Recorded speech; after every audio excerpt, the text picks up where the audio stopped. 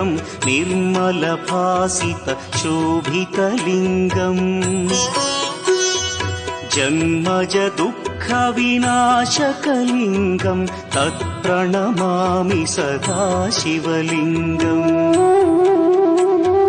देवमुनिप्रवरार्चितलिङ्गम् कामदहन करुणाकरलिङ्गम् रावणदर्पविनाशकलिङ्गम् तत्प्रणमामि सदा शिवलिङ्गम्